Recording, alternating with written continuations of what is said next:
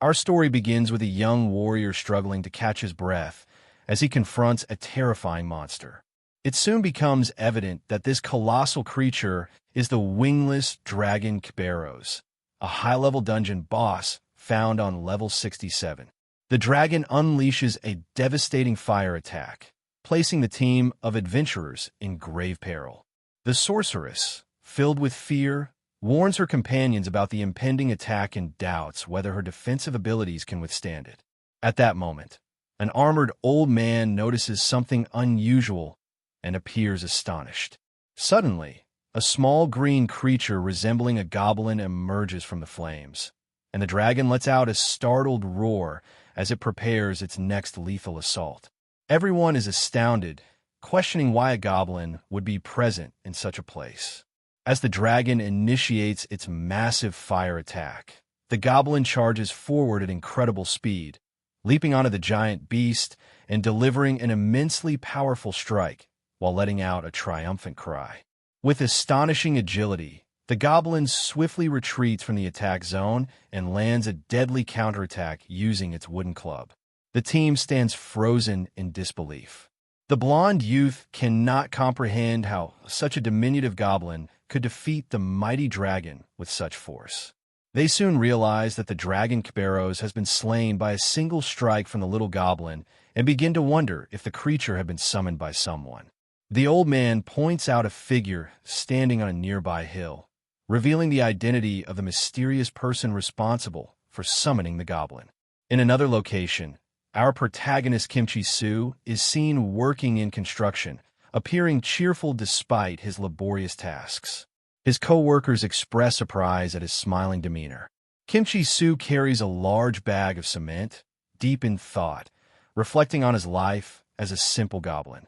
He drinks water, pondering his existence and accepting that it's only natural for someone like him to be weak and confined to a low-level dungeon, unable to leave it.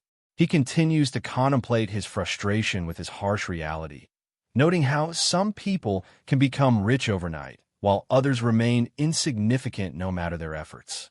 Kim Chulsoo overhears his co-workers discussing someone named Mr. Cha, who stopped coming to work due to his involvement in a popular game called Gate of Heaven, a fully immersive virtual reality game tightly integrated with real life, where discovering hidden classes can lead to great fortunes. Kim Chulsoo recalls this famous game and its immersive nature, which makes players forget about the real world. Despite the expensive equipment, internet cafes allow even poor individuals like him to enjoy it. As the game's popularity grew, real money started flowing into it, with in-game items being sold for actual money. Kim Chulsoo ends his thoughts with regret for the days when he used to enjoy the game. The scene shifts to the game, where Kim uses one of his skills and launches an all-out attack, activating a powerful move called Rock Strike, earning him a reward of 3 ores after a successful hit. However, he remains frustrated with the situation, screaming in annoyance about the absurdity of his circumstances and feeling overwhelmed by debt, even in the game. He angrily questions where the part is where he becomes a legendary hero and marries a beautiful woman, wondering if this game called Gate of Heaven is worth it. Suddenly, Kim stops complaining after finding an advanced healing crystal, realizing its rarity and value of at least 300,000 credits, filling him with overwhelming joy. He acts wildly from sheer happiness, laughing loudly and convinced that this is the real reason he works in mining. Other players appear behind him, and a woman notices his strange behavior, causing him to freeze in embarrassment upon realizing they're watching him. Kim sees the beautiful woman and becomes flustered by her striking beauty. She tells him she's noticed his daily mining efforts, suggesting his mining skill level must be quite high. Kim responds modestly, and she explains that her team was passing through the dungeon, but a large boulder blocks their path. Despite her teammates' strength, they lack mining skills. She asks Kim to help them dig through the obstacle. Kim hesitates, concerned about the danger due to his low level. A dwarf reassures him, saying his only job is mining, and they'll handle the monsters. Kim looks surprised, realizing the dwarf sensed his gaze and responded, feeling insulted by Kim's assumption that dwarves are useless in combat. After a moment of thought, Kim sees joining them as an opportunity to gain experience and valuable ores, though he remains anxious about the dungeon's depth and remembers something extremely dangerous in the game that makes him fearful, despite the possibility of resurrection. The beautiful woman approaches him again, politely asking for his help because he fits the type she admires, a strong-armed man skilled in mining. Kim feels a surge of emotion and agrees impulsively, quickly regretting it. As they enter the cave, a level 7 monster, a gay wolf, appears, causing Kim to panic since the monster's level is lower than expected yet still far above his own. The wolf lunges at him fiercely, and Kim screams in terror, crying out for his mother like a child from sheer fear. At the last moment, the beautiful woman appears and saves him using her fire skill, Salamander Flame, easily defeating the beast. She walks up to him, ensuring he's okay and asking if he's hurt anywhere. That woman is Catherine Lee, a level 39 sorceress. Kim is amazed by her power after she takes down all the monsters with a single blow and thanks her for saving him. Catherine tells him not to stray too far from her again, as it's dangerous for him. For a moment, Kim thinks this might be the romantic beginning he's always dreamed of. At that moment, another team member appears, a very strong young man who easily dodges monster attacks and mocks the situation, saying they're not here to play around. This warrior uses a special skill called Swing of the Giant Wheel, defeating the monsters with a single strike. He then explains that he's searching for a rare or that can only be broken with high-level mining skills, which is why they recruited Kim. Despite needing his skills, Kim feels angry and insulted by their dismissive attitude, sensing they're just using him for his mining and treating him like a tool. Kim confronts the warrior, asserting that he has combat skills too and is not just a miner. Enraged, he strikes the massive boulder with all his might, trying to prove his worth. Despite his determined effort, the tall man and the dwarf notice that Kim hasn't managed to break the rock. They quietly discuss whether the information they received about the ore behind the boulder was accurate, mentioning the heavy loss they'll face if nothing is found. The tall man threatens the dwarf, saying he'll pay the price if the information turns out to be false. At that moment, Kim feels deeply insulted, used to being disrespected and risking his life for scraps of money, but feeling disappointed in himself. He tries to calm down and continues working normally, convincing himself that this is just another boring day for him. But to his surprise, the rock suddenly breaks apart before him. Everyone is shocked to see something strange behind the rock, and Kim discovers a mysterious glowing door, immediately realizing it's a hidden dungeon. The entire team is stunned, and Kim can't believe they actually found a hidden dungeon. He excitedly says that they might receive special rewards and could even change their classes to hidden ones. When Kim joyfully shouts that they found the grand prize, Catherine smiles and sarcastically questions whether Kim is really part of the we. Kim is filled with excitement, thinking this is his chance to change his life, like the famous Mr. Cha he'd heard about. But he's shocked when the tall man suddenly activates PvP mode and violently attacks him. Kim falls to the ground badly injured, struggling to breathe as he loses around 480 health points while hearing the tall man mock how hard it was to find the hidden dungeon. Catherine sneers at the situation, saying they're in a low-level zone and all it took to reach this place was a silly mining skill. Kim glares in anger as he hears them, especially when the tall man carelessly says that Kim was just tagging along while they did all the fighting. At that moment, Kim realizes they're the ones who attacked him and concludes that they were cowards who knew about the hidden dungeon all along. The tall man grabs Kim's head roughly and mocks him, saying of course they knew, and since Kim helped him just a bit, they'll kill him quickly. Kim's eyes widen in shock at the betrayal and attack. When Kim wakes up, he finds himself still inside the dungeon, initially thinking they showed mercy. But moments later, he realizes his advanced healing crystal has shattered, automatically used to revive him when his health hit 0, meaning he had actually died and come back to life. Kim is overcome with rage over the loss of the crystal, worth 300,000 credits, and screams in fury.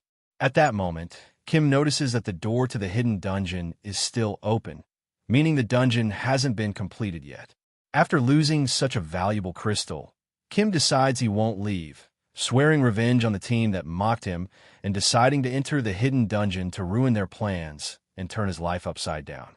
He charges furiously toward the glowing open door, vowing to make their lives a real nightmare.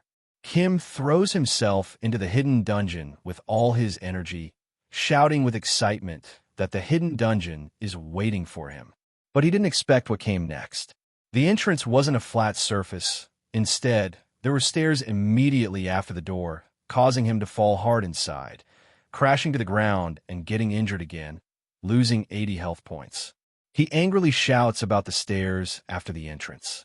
Kim Chulsoo regains consciousness inside the hidden dungeon, finding himself lying on the ground after his fall. He realizes he has indeed entered the dungeon, but is shocked to see that he only has 20 health points left. As he looks around, he is surprised to see a massive monster sitting on a throne in front of him, a huge and terrifying goblin. Above it, a label reads Temple of the Goblins. Kim feels disappointed by the place, mockingly wondering if this is just a secret dungeon for goblins, expecting something of a higher level. Suddenly, Kim realizes the place is far too quiet and cautiously wonders where the rest of the team has gone. As he turns, he notices a person's hand on the ground next to him, catching him off guard. As he follows the sound, he hears Kim is horrified to see the dwarf from the earlier group lying on the ground, covered in blood. Stunned, Kim immediately recognizes the dwarf and wonders what happened to him. A screen appears asking whether he can use a resurrection skill, but he responds that he doesn't have one. Kim thinks the dwarf might be hesitating to press the resurrection button out of fear of losing the chance to explore the dungeon and calls him greedy. Suddenly, a warning message appears on the screen, stating that the dungeon he entered is extremely difficult and far above his level, urging him to leave immediately. At that moment, Kim hears a terrifying scream. He turns in horror, realizing the voice belongs to one of the other team members. Kim watches in terror as a giant hand grabs the tall man and crushes him mercilessly. Kim finds the situation very strange. This is supposed to be a goblin temple. So why has a completely different monster appeared? The terrifying monster named Yerger appears, and it's level 80. This causes Kim to break down in fear, convinced that the monster in front of him is level 80, and he watches as the beast grabs the tall man and prepares to devour him in a horrifyingly violent way. Kim is overwhelmed with panic as he sees this gruesome scene, with a monster tearing the man apart viciously, making him feel nauseated. He tries to suppress his nausea, realizing that what he's witnessing is the worst-case scenario, and reflects on how Gate of Heaven took realism way too far. Kim begins thinking about the technology used in the game and how realistic it is, even transmitting actual sensations of pain to players. He knows that safety systems prevent severe pain from low-level monsters, but his terror grows when he hears Catherine's voice screaming desperately for help. Kim hesitates in fear, wondering how he could possibly help anyone against such a monstrously powerful creature. Then Kim remembers that the pain and trauma in the game aren't just fleeting experiences. They directly affect the brain and, in extreme cases, can cause brain damage or even real-life death. Gripped by intense fear, Kim starts running away from the monster, swearing he won't let this beast end his life in the game. While fleeing, he justifies his actions by telling himself it's not his fault. They were the ones who abandoned him first. He keeps running, admitting to himself that he's weak and can't help anyone, sprinting away in despair. As he runs, Kim insists he must survive, even if it means living alone. Suddenly, a message appears in front of him, saying, "The Goblin Lord senses a resemblance between you and him in cowardice and weakness," leaving Kim stunned and confused. He wonders what the message means and who this Goblin Lord is. Then he looks over at the massive monster sitting on the throne and asks himself sorrowfully and in shock whether he really is as weak and cowardly as the message says. Kim Chulsoo continues seething with anger, addressing the Goblin Lord who had called him weak and cowardly. With sadness and fury, he says he doesn't want to be that way. He continues looking at Catherine lying on the ground and wonders aloud if they think he chose to be weak and powerless. Kim goes on to say that if he had even a shred of strength, he wouldn't have had to run. This is followed by a scene where Catherine is trampled by the monster. Kim recalls his real-life situation, lamenting how he had wanted a respectable job where people wouldn't look down on him. He expresses his dream of fighting monsters like everyone else, not being forced into mining because of the debts left behind by parents he never even knew.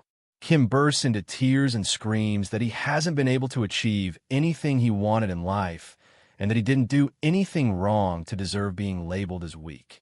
He storms toward the Goblin Lord sitting on the throne and yells defiantly that he's just a goblin and has no right to look down on him. He adds bitterly that he's been looked down on in the real world and even in the game. Now, even a goblin pies him. Overwhelmed, Kim shouts that he truly is a nobody and there's nothing wrong with that. At that moment, a message appears in front of Kim, saying that he has become an honorary goblin and that goblins will now aid him at any time. Another message pops up, stating that he has met the conditions to unlock a hidden class and asking whether he would like to change his class to Goblin Summoner. Kim reads the message in complete disbelief, questioning what this hidden class could possibly mean. Despite being presented with a golden opportunity, Kim angrily refuses, laughing bitterly and shouting that he rejects such a ridiculous offer. However, the system ignores his refusal and informs him that the class change to Goblin Summoner has already been completed, further fueling his anger and frustration. At that moment, the terrifying monster Jagger returns, approaching him with a dreadful roar. Kim realizes there's no escape now. He accepts that running is pointless and decides to use a skill from his newly forced class to summon a goblin to fight in his place. A small, seemingly weak-looking goblin appears and shrieks in a high-pitched voice. Disappointed by its frail appearance, Kim plans to use it as bait to distract the monster so he can escape. He commands the goblin to attack the monster and loudly encourages it to take the beast down. The goblin charges toward the monster with surprising force. The monster Jagger lunges to attack with brutal strength and aggression. Meanwhile, Kim prepares to run away, believing this is his chance to flee. But before he can make his escape, Kim is shocked to see that the seemingly weak goblin he summoned has landed an incredibly powerful blow on the monster, causing massive damage, around 100 million points. The monster Jagger collapses to the ground, completely defeated, leaving Kim stunned and unable to comprehend what just happened. Kim's experience points begin to rise rapidly in an insane surge after the monster's defeat, increasing his disbelief and astonishment. More messages appear, informing him that he has gained new skills like goblin feeding and goblin walking. The summoned goblin's experience level also skyrockets, leaving Kim more confused than ever by what's going on. Kim suddenly realizes in utter shock that the weak-looking goblin he summoned isn't weak at all. It's at the highest level possible. He stands frozen in place, stunned as he recalls the scene where the monster Jagger devoured the tall man from his former team, piercing through his body and causing severe damage. Meanwhile, Catherine looks completely terrified as she witnesses the horrifying scene, her face frozen in shock. She can't handle what she's seeing and starts screaming hysterically in the real world while wearing the virtual reality headset. One of her staff members rushes toward her in deep concern, calling out to her anxiously and trying to wake her up in any way possible. Panicked, the staff member yanks the headset off her head, realizing that the situation has spiraled completely out of control. The man sadly realizes that Catherine has suffered a severe psychological shock from which she cannot recover and that she's entered a state of permanent retirement from the game. Meanwhile, the goblin Kim summoned continues to defeat the other monsters with astonishing ease, dealing insane damage in the millions. Messages begin appearing on Kim's screen, informing him that his level is rising rapidly due to the monsters killed by the goblin. The goblin keeps wiping out monsters with incredible ferocity. While Kim continues receiving notifications about his increasing level, he tells the goblin to pause for a moment so he can collect the valuable materials dropped from the monsters. He feels overjoyed as his bag fills up with loot like low-grade mana stones and wolf claws. Smiling and saying he can't carry anymore, Kim thinks to himself that he managed to clear the hidden dungeon the moment Yerger was defeated. But the rest of his team had died, and the only way to return now is through death. He turns to the goblin that cleared the dungeon on its own and is surprised that its level hasn't increased even once while his own has jumped to level 31. Kim tries to find out more information about the summoned goblin, but a message tells him the details are unavailable, leaving him frustrated that he can't view any of its stats. He stares at the goblin in confusion and wonder, questioning whether it even makes sense for such a weak-looking creature to be this powerful, and starts wondering if it's a bug or glitch in the game. Suddenly, Kim shouts with excitement, declaring that it doesn't matter. What matters is that he should exploit this situation as much as possible before it gets fixed, proudly stating he no longer needs to work in mining and will become the best in Gate of Heaven. The next day, Kim appears at NAR Bank, waiting for his turn as customer number 36. His number is called, and he sits down in front of the bank clerk, who informs him that the wolf claws he brought in are worth a total of 9701 credits, and asks if he wants the amount transferred to his account. Kim asks instead to send the money to another account. Kim then remembers he has more items he wants to sell and tells the clerk about them. He goes on to say he possesses rare items like Yerger's membrane and heart, causing the clerk to react with surprise at the value of what he holds. Her eyes widen in utter shock, unable to believe what she's hearing. The clerk immediately calls for the bank manager while Kim sits there puzzled, wondering why she needs her manager when he's sitting right in front of her. Kim is then shown sitting with the manager of NAR Bank, who pours him some tea with a smile and asks if it suits his taste. Kim coldly replies that the tea is cold, prompting the manager to awkwardly admit he forgot to boil the water. Kim curiously asks the manager why he wanted to talk to him, and the manager politely explains that he has better places for Kim to invest his money instead of leaving it in a standard account. The manager offers Kim a strong investment option with excellent returns instead of letting the money sit idly in his account. Kim looks a bit confused and directly asks about the investment, wondering if something like this really needs the manager's personal attention. The manager smiles and tells Kim that he assumed he understood the value of what he's holding. Yerger's membrane and heart are worth a massive sum based on today's rates. Kim is absolutely stunned when the manager informs him that their real value is 230 million credits, and he stares blankly while holding his teacup. Later, Kim is seen happily holding the goblin, excitedly telling it that thanks to it, he managed to pay off 10% of his debts, playfully joking with it like it's a little puppy. He continues talking to the goblin, jokingly saying that he doesn't find it ugly, but quickly takes it back, admitting to himself that he can't lie like that. After that, Kim tries to keep the goblin out of sight while they're in the city, only to discover that he's unable to unsummon it, which causes him major embarrassment, especially when the goblin starts screaming loudly and drawing attention. People around him begin mocking the goblin's bizarre appearance, sarcastically asking who summoned it and why someone would do that in a public space. Kim's embarrassment worsens when some people mistakenly assume he is the goblin just because he's standing so close to it, which fills him with deep inner rage. The goblin, acting unexpectedly, approaches someone in the street and begins provoking them, drawing even more attention. At that moment, a large man with an angry expression named Patton appears, loudly objecting to the presence of a goblin freely roaming the city. People around Kim begin talking about Patton, mockingly calling him the Destroyer, despite the fact that he isn't even widely known. Worry becomes visible on Kim's face as he realizes how dangerous the situation is.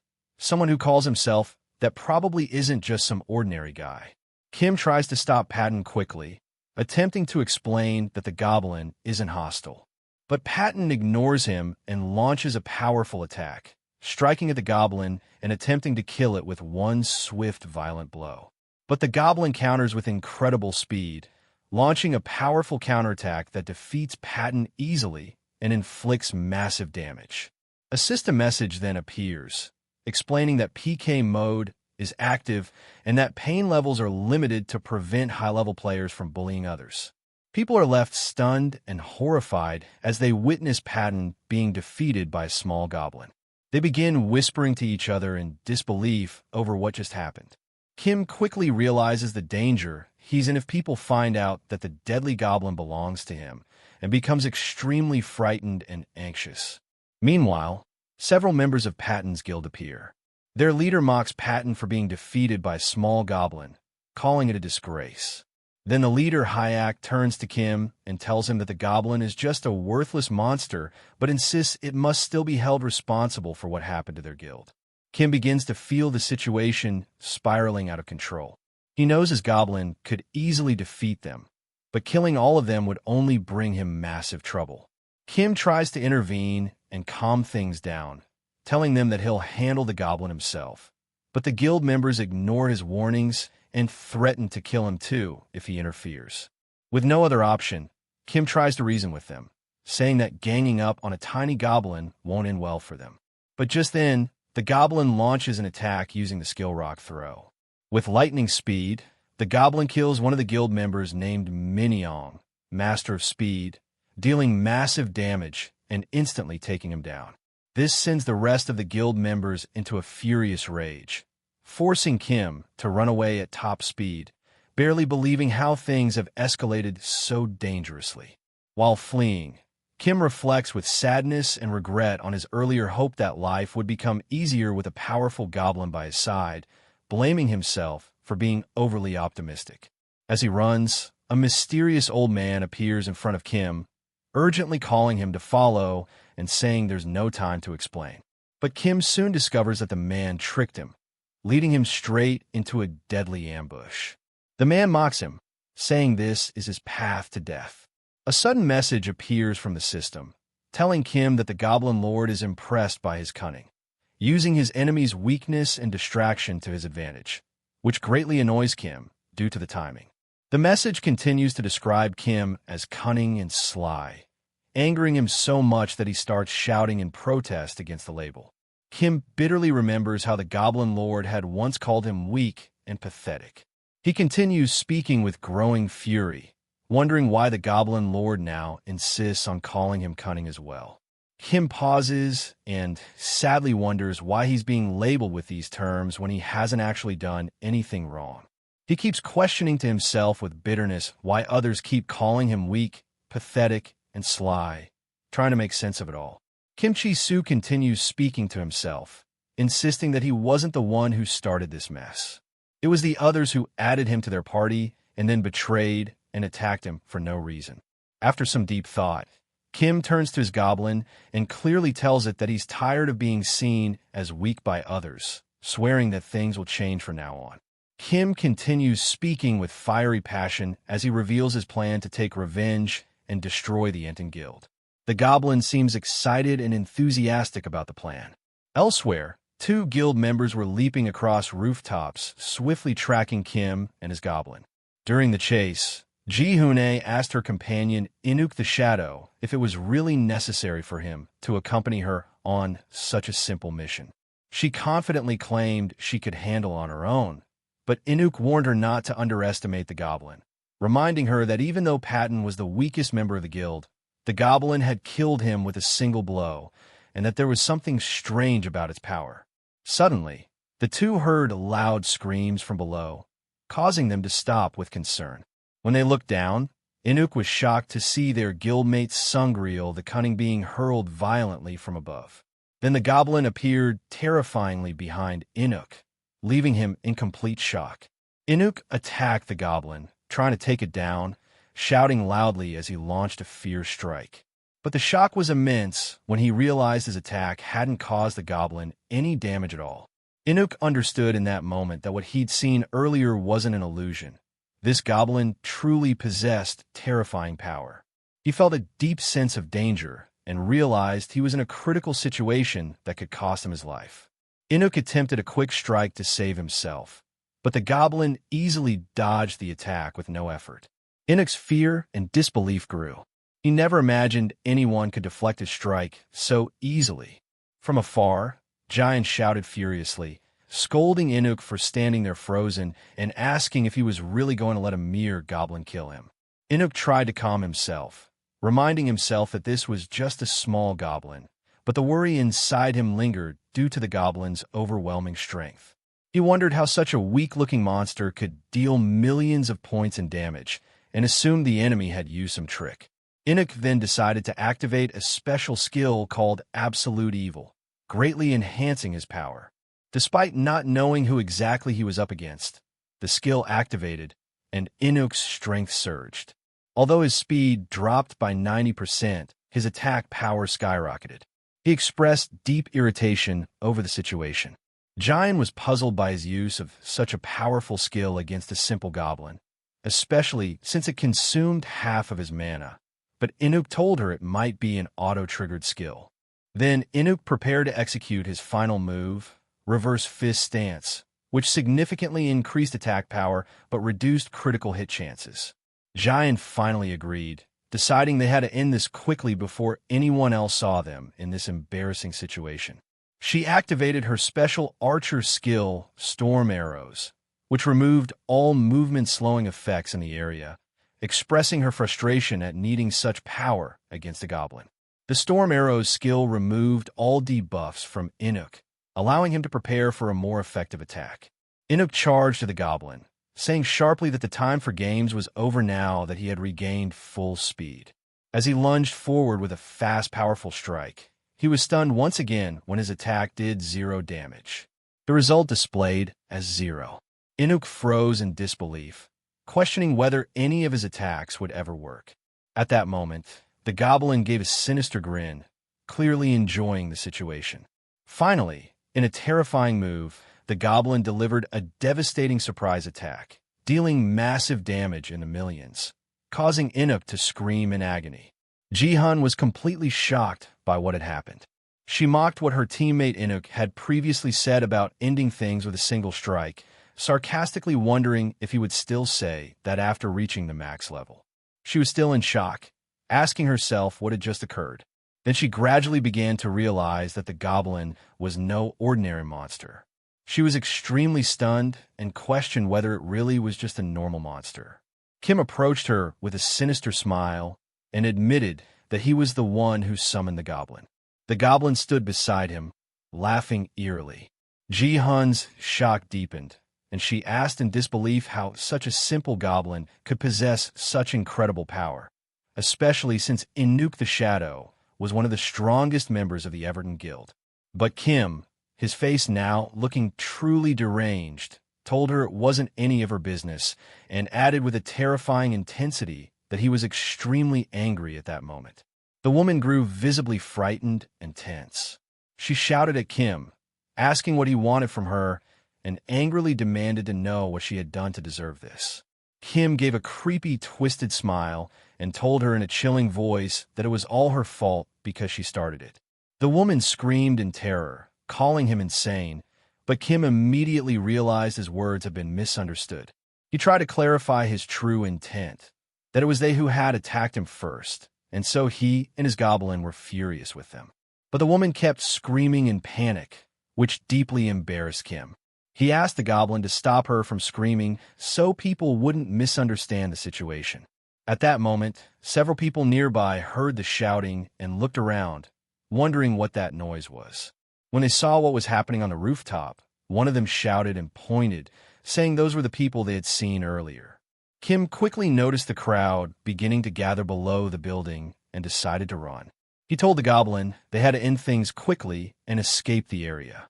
But the goblin misunderstood Kim's words and lunged at Ji-hun aggressively, causing her to scream in fear and panic. Panic spread among the onlookers watching from below. They started shouting that the goblin had destroyed the Everton Guild and was now about to kill the last surviving woman, fearing they might be its next target. Kim was overwhelmed with fear by how badly the misunderstanding had escalated. He had only intended to get revenge on the Everton Guild, but now he found himself in an extremely awkward and dangerous situation with no easy way out. Kim quickly tried to fix the situation, yelling at the goblin to stop immediately and leave Ji-hun alone. People down below were amazed by Kim's courage and boldness, admiring him for standing up to a goblin that even the Everton Guild couldn't handle, even though he looked like a beginner wearing low-level gear. The goblin actually stopped while Ji-hun remained paralyzed with fear unable to move. At that moment, tears began to fall from Kim's eyes as he solemnly and clearly declared that it was all over now. The crowd misunderstood Kim's words again, thinking he meant the goblin had been defeated. They began cheering for him enthusiastically. They kept cheering loudly, wishing him luck and success in defeating the goblin, which left Kim stunned and confused because they didn't understand the real situation. Kim was deeply surprised by their positive reaction. He had expected them to mock him, not cheer for him. Then Kim suddenly realized that the people didn't actually know the goblin was summoned by him.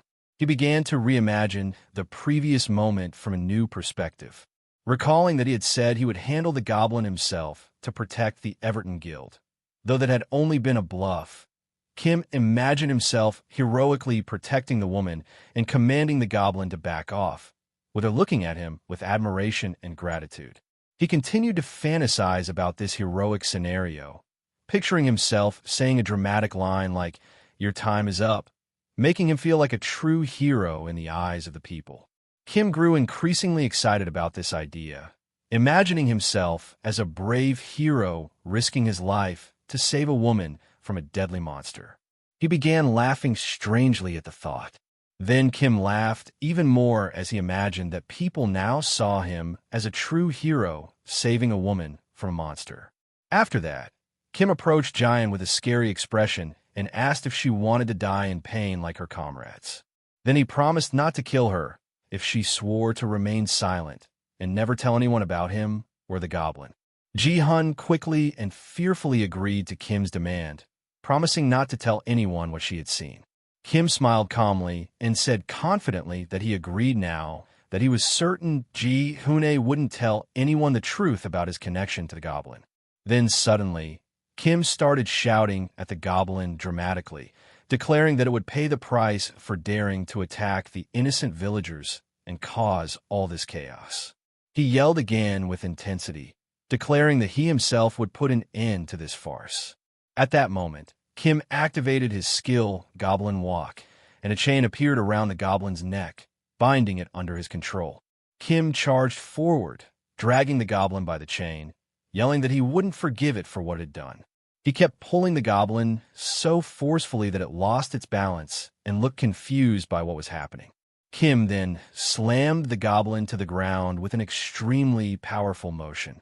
He continued dragging the goblin while growling with confidence. The crowd began commenting in awe, saying that the skill Kim was using looked like chains of light, a high-level skill capable of restraining monsters. They were amazed that someone in a beginner village had access to such an advanced technique. At that moment, Kim received a message from the system, saying the goblin's mood had improved due to the Goblin Walk skill. Kim felt bewildered but continued to play the part of a hero, warning everyone that the situation was dangerous and urging them to step back. He could barely manage the goblin's behavior. Giant observed from a distance and remarked that she now understood why the Everton Guild had failed against the goblin. She guessed Kim's level must be over 50. The people around her were astonished, exclaiming in awe about this high-level player. They concluded that the issue wasn't Everton's weakness. It was Kim's overwhelming strength. Meanwhile, Kim acted as though he couldn't overpower the goblin, but used his skill to push it away. Then, he employed a new ability called Goblin Feeding, summoning a piece of goblin-specific food into his hand. With a dramatic gesture, he threw the food far away and shouted at the goblin that its time was up. The goblin darted after the food at high speed while making excited noises. Kim took advantage of the moment and shouted for the city gates to close quickly to ensure the goblin didn't return.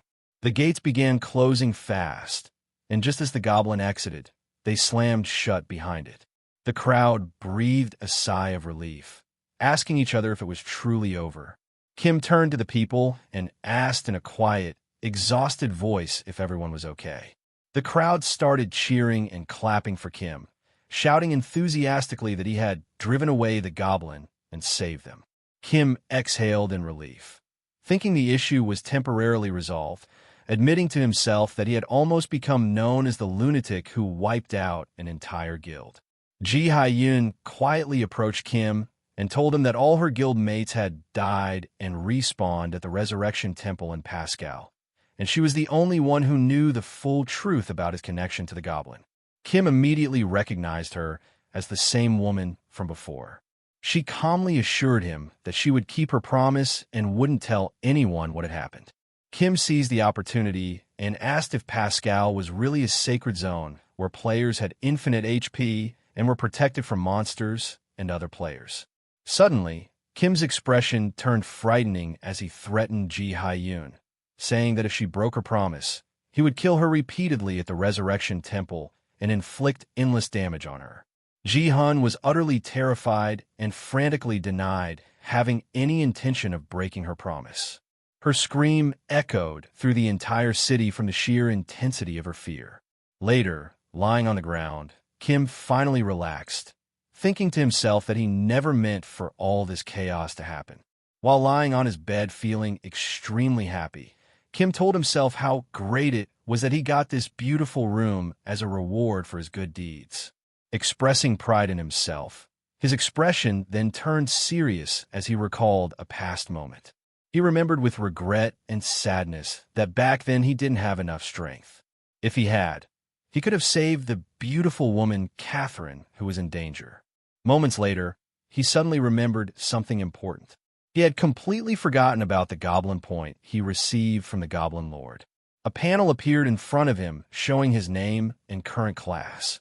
Kim Chulsoo, Goblin Summoner. With one goblin point in his possession, he sarcastically wondered if the goblins would start seeing him as their brother if he kept earning points, especially since he got them through cunning and trickery. Kim decided to open the goblin skill shop, but found all the advanced skills locked.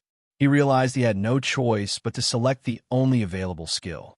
He used the skill Goblin Gathering and wondered aloud what this skill actually did. Suddenly and terrifyingly, the goblin he had summoned before burst into the room with overwhelming force. Kim screamed in panic when he realized that Goblin Gathering was a summoning skill, not a regular one, making him extremely anxious that someone might discover the goblin was in his room. He panicked, trying to calm the goblin, who was now causing chaos around the room. He told it that they were in real trouble if anyone found out and wondered what he should do. Meanwhile, Kim heard the innkeeper knocking on the door, asking worriedly if he was okay. Kim responded awkwardly, telling the man to leave if he didn't want to die, then quickly corrected himself and just asked him to go away. Kim tried to calm the goblin quickly, apologizing for what happened earlier and asking it to calm down and drop whatever it was holding. Later that night, Kim talked to the goblin quietly, expressing his frustration over what had happened to them. He was mocked and attacked, even though he didn't do anything wrong. Kim looked at the goblin sadly and told it that they were the same. The goblin responded softly. Kim continued speaking while lying next to the goblin on the bed, saying that this world was full of bad people. Elsewhere in the city, the door of a tavern swung open, and a staff member welcomed new guests. Inside the tavern, some members of the Everton Guild were seated. One of them spotted Kim and sharply said that he was the jerk from yesterday. Kim looked flustered and shyly admitted it, saying he was the one who saved a member of the Everton Guild but felt tense being in such a crowded place without his goblin by his side. Inhok, the harbinger of death from the Everton Guild, spoke to him with a piercing gaze, saying there was no real reason for Kim to help them after what happened, but thanked him anyway with a chilling tone that terrified Kim, who begged him not to thank him with that scary look. Jayan told Inhyuk there was no need to be so cautious. Kim clearly didn't look like he was intending to fight, but in her heart, she knew they were completely fooled by him since he was hiding the truth about the goblin. Kim confirmed what happened and openly admitted that he helped them despite their earlier attempt to kill him because he needed something from them. Inhyuk agreed and said they owed him. The Everton Guild never forgot a favor and would help him however they could. Kim explained that he no longer benefited from staying in the beginner zone, especially since he was past level 30 and wanted to move to a new region quickly. He asked if they knew how to get there. Inhyuk asked if he meant a place called Fjornail and added that he might know someone who could help him get there. Suddenly, an old man interrupted from afar, declaring that he knew exactly how to get to Fjornail. The old man quickly approached Kim and apologized sincerely for a previous incident between them. The man spoke calmly, saying that after seeing what Kim did with just one goblin, It was clear he was extremely powerful. Peyton the Destroyer, level 28, agreed, adding that Kim might even be stronger than they were, which made him feel a bit annoyed. Kim began thinking to himself, saying internally that he was definitely not stronger than them. Then he added that if Inhuk had actually attacked him yesterday as promised, he definitely would have died in a single hit.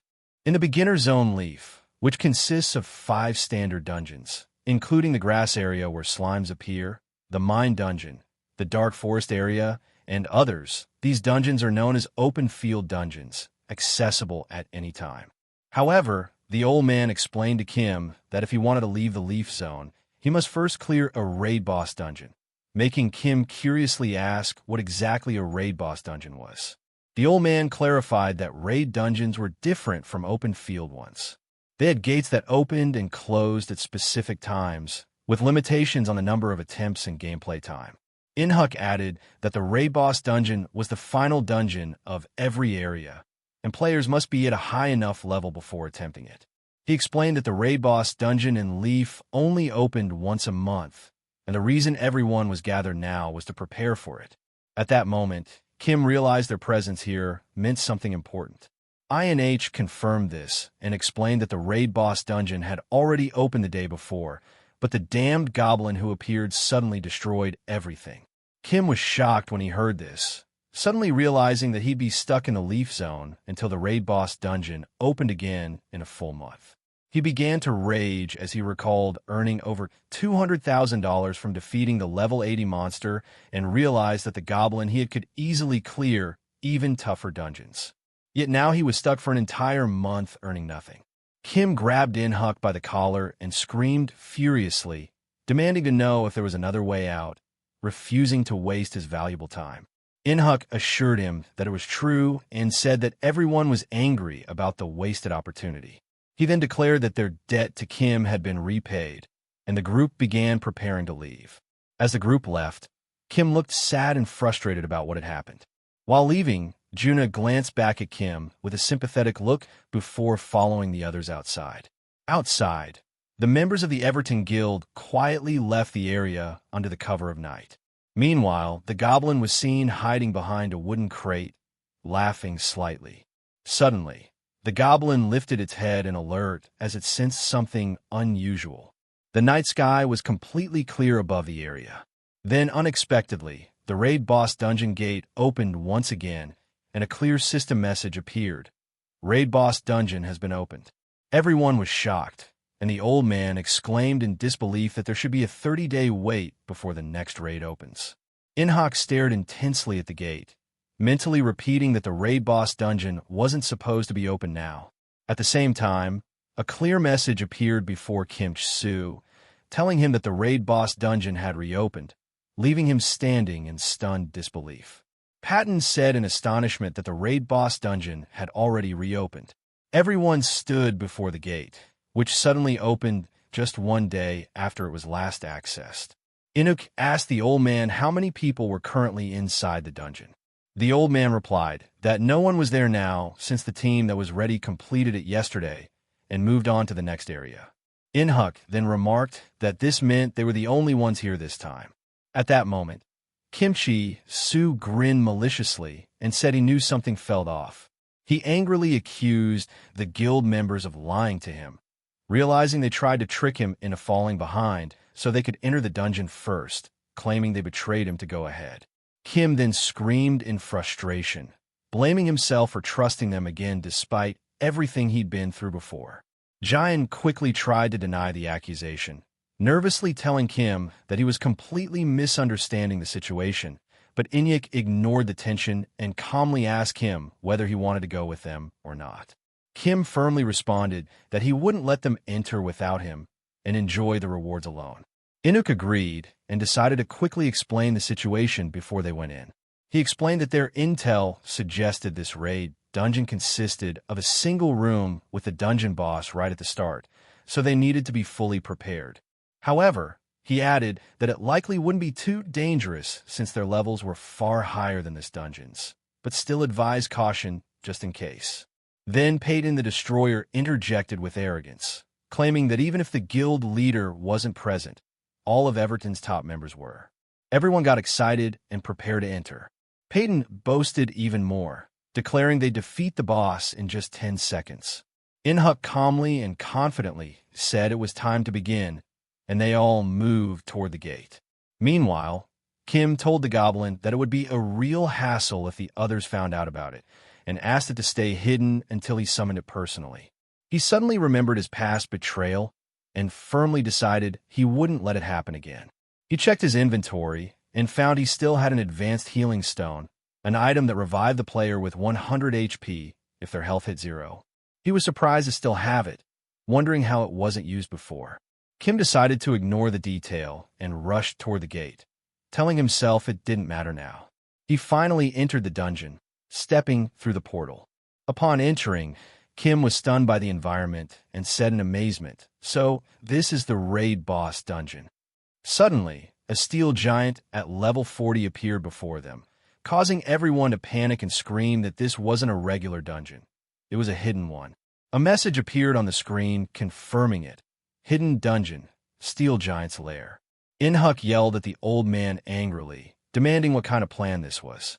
The man responded in confusion, saying he didn't know anything about it. Ji-hun then shouted at Kim in fear and panic, begging him to stop standing still and run toward the gate. But Kim smirked sarcastically and asked if they were seriously joking right now. He then yelled angrily at the team, accusing them of planning to flee the dungeon, and sarcastically asked if they had any idea what kind of reward a dungeon like this held. One team member snapped back, saying, "Everyone already knows that. But the problem is that the boss is level 40, and a hit from it won't just kill them. It could result in more serious consequences." Still, Kim challenged this, saying the level difference was only 10, and at worst, they'd suffer serious injuries, not face game retirement. Kim concluded his argument by confidently asking whether they thought earning great rewards was supposed to be easy, insisting they couldn't even imagine the kinds of treasures hidden dungeons could offer. Kim continued speaking defiantly, challenging the team members who had decided to run away. He sarcastically said they were free to run off if they wanted. He would just take all the rewards for himself. Then Kim activated his special Goblin Summoner skill and shouted with force that he was summoning the goblin to come and save him. But the goblin outside didn't realize what was happening, looking around in confusion, not understanding the sudden summon. Meanwhile, the steel giant monster charged at Kim with great speed and power, ready to attack. Kim screamed again in desperation and frustration, trying to summon the goblin and ordering it to come out immediately. But the summon didn't succeed in time. Kim took a direct hit from the giant, killing him instantly. A system message appeared announcing his death. Patton looked at Kim's body mockingly and remarked with disbelief that he couldn't believe this was the same guy who fought the goblin yesterday, only to die so pitifully. In-Hyuk spoke with cold indifference, saying they didn't care what happened to Kim, but he quickly noticed that the gate had suddenly closed, leaving him deeply surprised. The old man then said seriously that they had underestimated this dungeon, explaining that there's a rare chance for a hidden dungeon to appear from a standard raid dungeon. He further explained that this was why they were now facing a level 40 steel giant, and that they had no choice left but to fight. Meanwhile, Kim suddenly woke up screaming in pain from shock, outraged that he was killed in one hit despite being over level 30, and angrily questioned how he could die so easily. Then Kim noticed with deep disappointment that he had completely forgotten to use his available stat points. He had 26 points unused, which could have helped him in battle. He then realized with regret that he could no longer summon the goblin due to the gate being closed, and began blaming the goblin for not responding in time, saying the treasure had been so close. Immediately after that, the Everton team leader shouted with excitement and force, declaring the start of the attack and urging the team to begin the hunt. Kim was completely shocked by what he was hearing and couldn't believe what was unfolding in front of him. At that moment, Ji-Hoon launched her attack using a special skill called Wind Arrow, doubling the movement speed of all team members. Two team members, In-Hyuk the Shadow and Min-Young the Speed Master, dashed forward at high speed, preparing to strike the steel giant. The old man instructed In-Hyuk and Min-Young to be the first to attack the monster and try to identify its weak point. He explained that thanks to Giant's speed boost, the monster wouldn't be able to counterattack quickly. In Hayek and Minyoung launched a fast and synchronized assault from multiple directions against the steel giant, but the monster responded with a terrifying roar as it tried to resist their attacks. Then Inhuk and Minyoung used a powerful joint skill called Sequential Slash, consisting of 16 consecutive hits. The old man explained that every monster had at least one weak point, and with this combined skill, they should be able to accurately identify it. After the attack, Inuk asked Minyoung if he had discovered the monster's weak point, but Mong replied that the total damage dealt was 0, leaving him utterly confused. Inhyuk agreed and said there might be two possibilities. Either the monster's defense was extremely high, or there was another unknown reason, especially after they saw the monster roar in furious rage. Right after that, the leader Inhyuk, wearing a black cloak, leapt forward and delivered a powerful strike toward the monster using a skill called Peerless Blade. But even after that strong attack, the leader said their weaker hits were ineffective against the monster, explaining that it had a special skill called Hatred of the Weak. A system message clearly stated that this passive ability completely nullified any attack that dealt less than 5% of the monster's total HP. Patton continued shouting toward Inhyuk the Shadow, saying that he was the only one capable of dealing damage to a level 40 monster. But the old man firmly replied that Inhyuk wasn't the one with the strongest attack here. There was someone else who could perform better depending on the situation. At that moment, Ji Hyun, the bringer of death, prepared her powerful skill Final Death Arrow, telling herself that if the guild found out she had this skill, they'd demand she become the guild leader. Patton was stunned when he heard Ji Hoon possess such a skill and shouted that he didn't know what it did, but promised to buy her enough time to use it no matter what it cost him. He then activated his skill War Cry, roaring with intensity to draw the monster's attention toward himself. It worked. The monster roared back in rage and focused its attack entirely on Peyton. Meanwhile, Kim, still lying on the ground, watched the events unfold with tension and frustration, calling Peyton an idiot for drawing the monster's attention instead of running. The monster attacked with brutal force and dealt massive damage, but Peyton managed to withstand it without dying. Peyton mocked the monster after the blow, saying he expected it to be stronger, claiming the damage was minor. But the old man shouted at Peyton, warning him not to be careless, stressing that their success depended on not making any mistakes. At that point, the old man used the skill Pain Sharing, which splits incoming damage between him and Peyton. He explained that the one with higher HP would take more of the damage. Kim observed the situation carefully, noticing that their levels were relatively low and that none of them had hidden classes, which only increased his confusion about their true strength. At the same time, the leader of the assassination team declared that their plan relied on the two warriors distracting the monster, while the assassination team would reduce the monster's defense using their passive skills. He explained they had a passive skill called Weak Point Reduction, which decreased the enemy's defense by 2% with a 1% chance per attack and could stack up to 5 times. Kim was amazed by their impressive coordination and power. As he watched the battle between them and the monster, he began to wonder to himself if this was the true strength of a powerful, well-organized guild. Kim felt frustrated because he was dead and wouldn't gain any experience or rewards if the monster was defeated by someone else. He feared he might lose everything. At that moment, the monster suddenly focused its attention on Patton again, startling him as it approached with terrifying intensity. Peyton shouted angrily at the monster, asking why it was looking elsewhere and reminding it that he was the enemy it should be attacking. But the monster slammed the ground with tremendous force, causing a powerful tremor that demonstrated just how strong it truly was. At that moment, Kim stood up, having decided to use the advanced healing stone to revive himself. He sarcastically said he couldn't watch these losers fight anymore, and that he would help them since he had the highest level among them. A system message appeared confirming that the advanced healing stone revives the player with 100 HP when their health reaches 0. Kim smirked and said to himself that the hero always arrives late.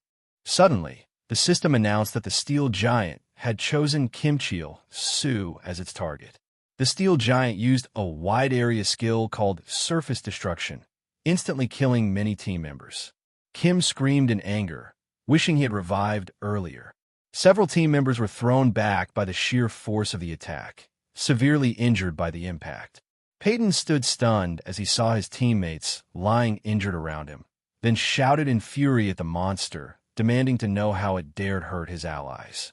The old man yelled, warning Peyton not to lose focus now. But Peyton ignored the warning and unleashed his powerful skill Giant Slash, charging at the monster with great force. Despite the strength of the attack, the damage Peyton inflicted was only 3,890 points, demonstrating how powerful and difficult this monster truly was. The old man continued using the skill pain distribution to share damage with Patton, but took a very heavy hit, 2,456 HP, and muttered in pain and regret that his plan didn't work.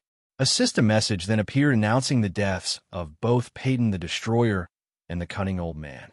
Kim stood frozen in place, shocked and confused about what he just did.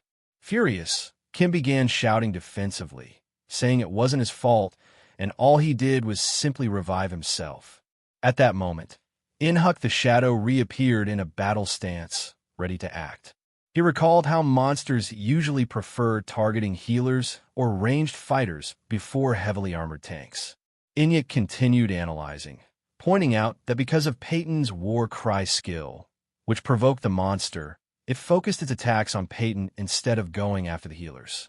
He concluded that Kim's unexpected resurrection disrupted the monster's target priority, causing it to suddenly refocus and wipe out the entire team before they could react. Meanwhile, Ji-hyun, the bringer of death, nervously asked Inhuk what she should do. Should she release her arrow now or not? Her skill one-shot death bow consumed her own HP when used, and her current HP was only at 46%.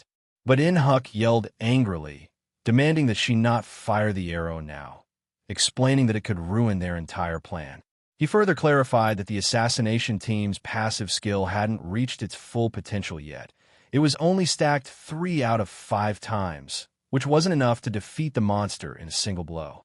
Inhuk decided to take responsibility for drawing the monster's attention and instructed Ji-hyun not to cancel her skill under any circumstances. He clearly stated that if Ji-hyun failed to land her finishing blow, they would have no chance of victory. Meanwhile, Kim cautiously tried to offer his help to Ji-hyun, hesitantly asking if there was anything he could do to assist. But Ji-hyun responded harshly, mocking him and asking what he could possibly do without his goblin and telling him to do nothing because he was just a nuisance to them right now. Kim wondered sadly why she looked at him like that. Was it simply because he didn't have his goblin with him now?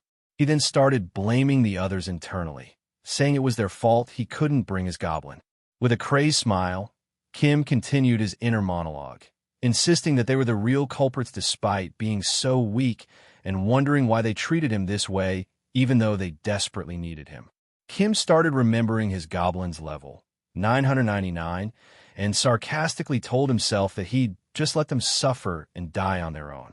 At that moment, the steel giant selected Ji-hyun, the bringer of death, as its next target and charged toward her with incredible speed. Inhuk realized the monster was now focusing on Ji-hyun, just as he predicted, since she was the long-range damage dealer. He tried to redirect the monster's attention back to himself, yelling at it that he was the one it should be fighting. He used a powerful offensive skill called Twin Blade Frenzy, dealing 1,920 damage to the monster. But the monster immediately retaliated with a terrifying roar and an immensely strong attack. Inhuk leaped high, barely dodging the strike, and shouted that the battle wasn't over yet. He resumed his assault once again, trying to pull the monster's focus back to him. He used Twin Blade Frenzy again, dealing an additional 198 damage. He continued striking quickly and relentlessly, trying to force the monster to view him as the primary threat. He attacked the monster a third time with the same skill, landing another 1,912 damage. Finally, Inyek paused for a moment, surprised that it took 3 full-powered hits before the monster even started to see him as a real threat. The steel giant continued its terrifying roar, and a message appeared confirming that it had selected Inhyuk the Shadow as its target. Another screen showed the monster's current HP, still at 22,460 out of 30,000. Inhyuk was puzzled that his previous attacks weren't enough despite the 3 stacks of the defense-reducing skill. He realized that all he could do now was buy time for Ji Hyun. So he taunted the monster, mockingly asking if it was angry yet. Inhyuk used a special assassination skill called Rapid Evasion, which allowed him to dodge all physical attacks for 3 seconds. He declared that the next 3 seconds belonged to him. But at a critical moment, a terrifying message appeared before him. He lacked enough mana to activate the skill. Inhyuk was struck with horror and disbelief because of the mana shortage. Inhyuk took a direct, powerful hit from the monster, sending him flying as he screamed in pain from the massive damage. At that moment, Kim stood in shock as Inhyuk's body collapsed at his feet. A system message appeared, declaring the death of Inhyuk the Shadow. Kim began screaming hysterically, accusing the team of being stupid and weak. He said he would have been better off staying dead and deeply regretted reviving himself in this situation. But Juna shouted at him in fury, yelling that his revival is what ruined everything and caused the situation to spiral out of control. The two entered into a heated, tense argument. Juna insisted that if she had just 10 more seconds, she could have finished it. Kim yelled back that he'd rather everyone die than let them take the rewards without him. At that moment, the steel giant let out another earth-shaking roar.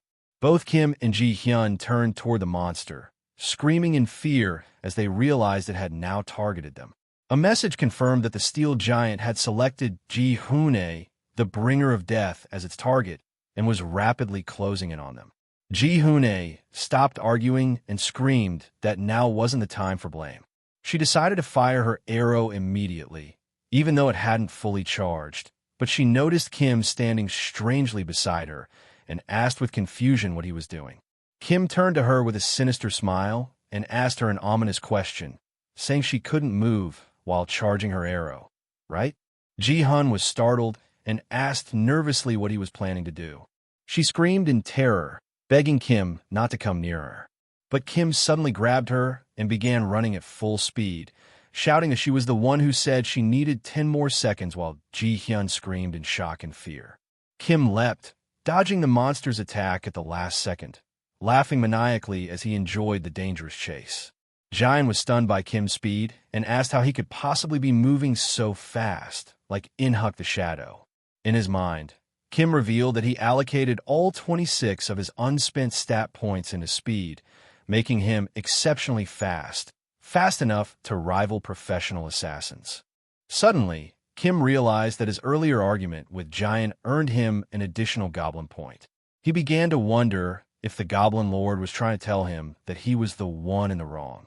At that moment, Giant shouted that her arrow was ready to fire, and Kim yelled at her to shoot now. Giant warned him angrily and nervously that if she missed, it was all over. She begged him not to pressure her. Kim ignored her plea, threw her over his shoulder, and shouted that he wanted compensation for all the blood he lost and the expensive healing stone he used earlier.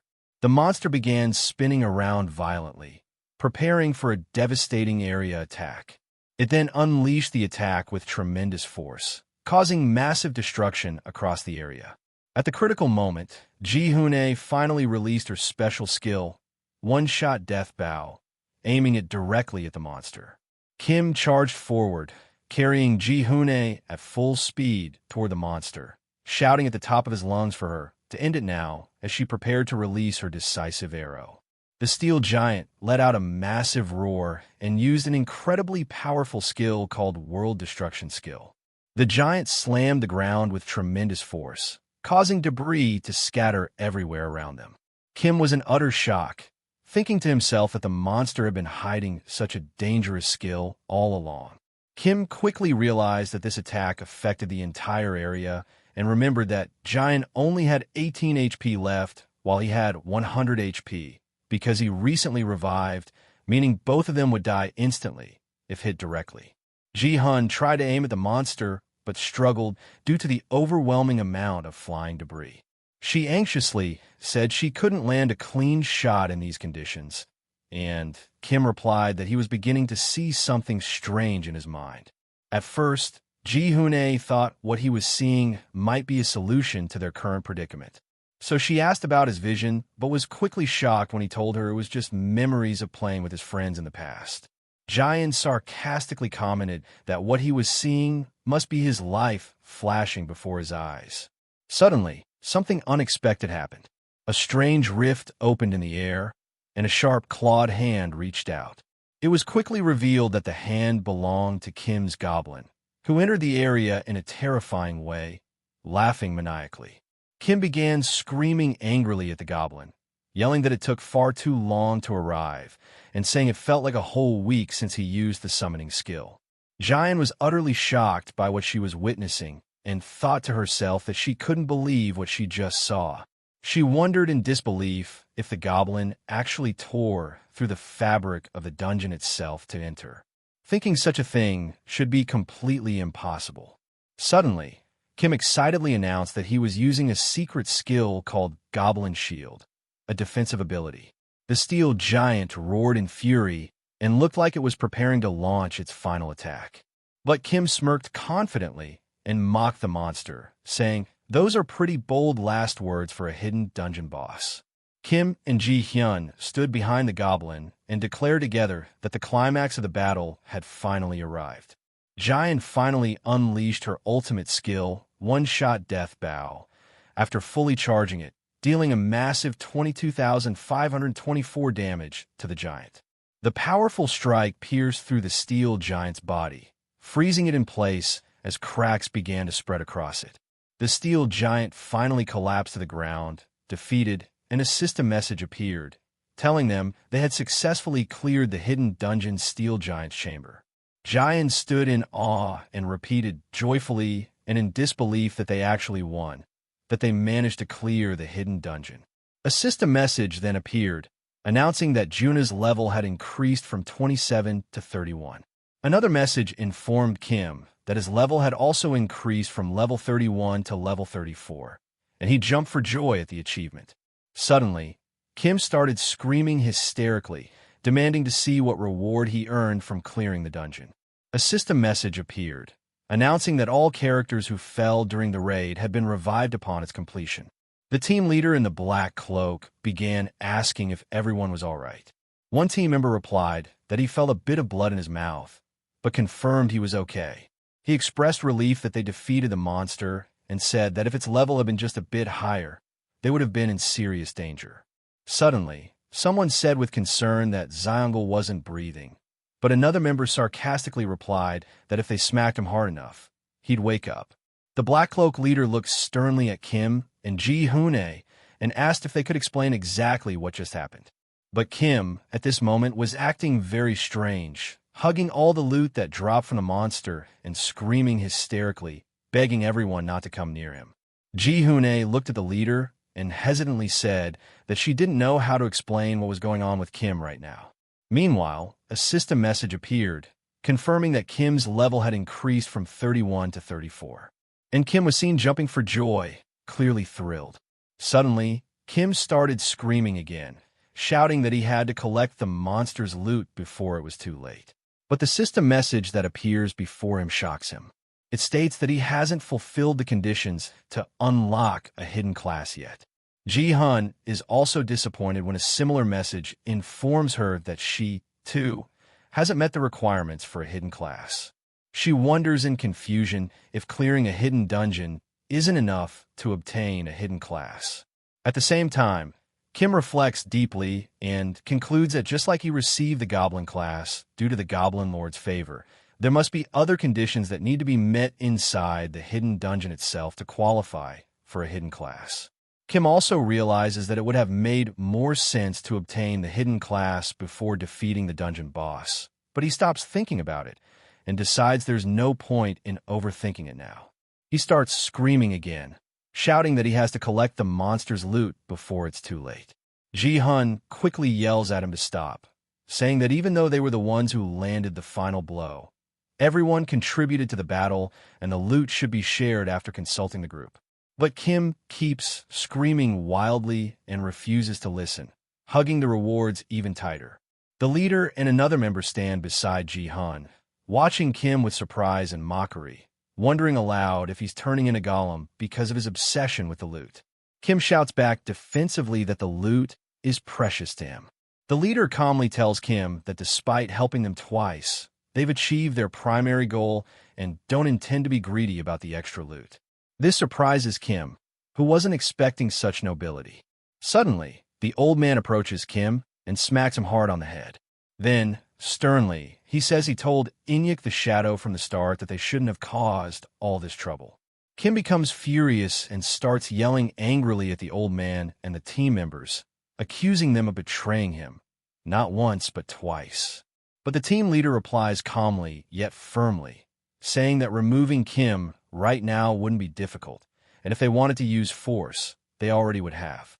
Then the leader points to Kim and tells him that he can keep all the loot, but he points specifically to the bow Kim picked up and informs him that it's a unique item, the Iron Giant's bow, and asks if Kim realizes how valuable it is. Kim is thrown in a panic and nervously yells, asking what that means, especially since he's not an archer and doesn't know how to use it. Kim internally realizes that this is a unique item that can't be sold or used unless the player belongs to a specific class, archer. But Kim shouts stubbornly, declaring that he still wants to keep it, arguing that everyone else has unique items except for him. One member snaps angrily, telling Kim to stop being greedy and hand the bow over to Ji-hyun, the bringer of death. But Kim gives a cunning smile and agrees to give up the bow only if he gets something in return. The leader is stunned and says in disbelief that this item cannot be traded or sold, which makes it incredibly valuable. But Kim laughs maniacally and mockingly tells them that in the end, they'll have to buy the item from him, or they'll never get it. Kim laughs loudly and maniacally with his goblin, while one of the guild members watches in disgust, thinking to himself that Kim really does resemble that goblin they encountered earlier. At the same time, Kim's goblin is seen hiding cautiously behind some rocks, looking nervous due to Kim's current cooperation with the Everton team, and lets out a small, anxious sound. Ji-hyun, the bringer of death, holds the new unique bow that Kim gave her and comments that it's very heavy. Kim sarcastically thanks the Everton team for the exchange, and the team leader in the black cloak replies that he's been thinking about this for a while, that Kim has a special talent for making people hate him. The black cloak leader asks Kim where he plans to go after this, and Kim quickly and confidently answers, "Isn't it obvious?" Kim follows up with a wicked smile, saying that he's going somewhere they aren't. The leader responds that Kim is a truly twisted man. The team leader agrees with Kim's plan and says it's a good idea, then asks everyone if they're ready to leave. As they head out, Ji-hun glances back at Kim with a look that carries both curiosity and interest. At that moment, Kim and his goblin are shown standing confidently, also preparing to leave. A system message then confirms that the hidden raid dungeon has been successfully completed. As Kim reflects, he thinks to himself that while it's unfortunate he lost the unique bow, he did get a very useful consumable item in return. Thief's Glove, which allows him to steal one item from a character lower level than him, one time only.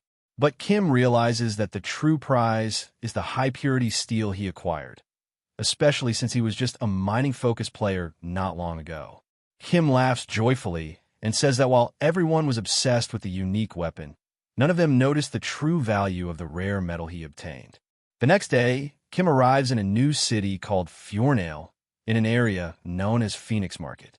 He's filled with awe and admiration as he sees high-level players all around the city, dressed in extravagant gear he's never seen before, and wonders to himself how much money they must be making from this game. Then Kim starts yelling strangely, saying he can smell the scent of money in this place. But he quickly remembers that before he can start making money, he needs to change his gear, especially after being shocked by the fact that he died from a single hit by a monster that was 9 levels below him. Kim realizes the reason. He's still wearing his old, worn-out armor from when he was level 3, and is stunned to find that the armor even gives him negative defense stats. Suddenly, the goblin screams loudly to get Kim's attention. Kim turns to the goblin and warns it, saying he swears that if it causes any trouble in the village, he'll be seriously angry. But out of nowhere, a massive monster appears in front of them, causing Kim to scream in terror. A monster! Kim yells in frustration, demanding to know why a boss-level monster would be in a place like this, and tells the goblin to protect him immediately.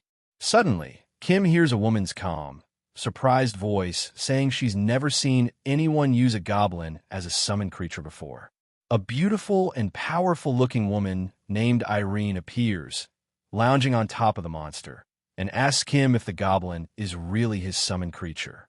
Kim is stunned to realize there's someone riding the monster and starts to wonder if that means the monster is also a summoned beast under another player's control. The woman calmly says that Michelle, the monster, is very obedient within the village, but Kim remains anxious, shouting that the monster is drooling heavily while looking at him. Kim looks at the woman seriously and immediately senses how strong she is. He thinks to himself that he doesn't even need to fight her to know how powerful she truly is. He adds that this woman is so strong that most guilds, including Everton, wouldn't stand a chance against her. The woman approaches Kim gently and asks, "Sweet little one, would you grant me the honor of knowing your name?" Kim hesitates for a moment, then replies with his name, Kim Chulsoo. But the woman smiles softly and tells him she wasn't talking to him. She was referring to the little one beside him, pointing at the goblin, who was screaming excitedly. Kim was surprised by the woman's question, asking whether the goblin had a name and whether he hadn't named it yet. Kim responded with clear irritation, saying it wasn't important at all, wondering in frustration who would even think of naming a summoned monster. Then he added in disbelief that she had just called that ugly goblin cute. The woman smiled calmly and said that one-sided relationships are usually unstable. She advised Kim to take a good look at his goblin from atop the monster she was riding. She continued explaining that the goblin had taken a defensive stance for him the moment it heard the command "protect me," despite not even being given a name, which showed just how loyal it was. She looked at Kim again with a soft gaze and told him she hoped he wouldn't be too boring the next time they met. Then she bid him farewell by name, Kim Chulsoo, and instructed her monster, Michelle, to move. Kim responded sarcastically, shouting after her, "Thanks so much for the advice." Then he added loudly and angrily that he didn't need her advice at all, that he and his goblin had no problems with each other. Then he commanded the goblin to move. Later, while Kim was in a gear shop, the shopkeeper stared at him in disbelief and harshly criticized the equipment Kim was wearing. He told Kim his clothes were literal trash, and that even wearing actual garbage would be an improvement. The NPC introduced himself as Humphrey, the sharp-tongued, and Kim, flustered, tried to defend himself, saying that's exactly why he came to buy better gear. Humphrey showed him a sturdy piece of metal armor and mockingly said it was perfect for someone like him. Kim was shocked to see the armor cost 350 gold, which was about $40 in real-world money. He thought deeply, realizing that even if he had a top-summoned creature, if he died, he'd lose instantly, so he needed decent defense at the very least. He decided to buy the armor.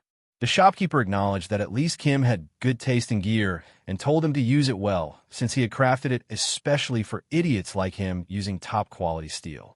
Kim muttered to himself that this guy really lived up to his name. Kim put on the new armor, feeling extremely happy, and commented, "Oh, this armor is really nice." But moments later, he screamed in frustration and rage because he couldn't move at all due to the armor's weight.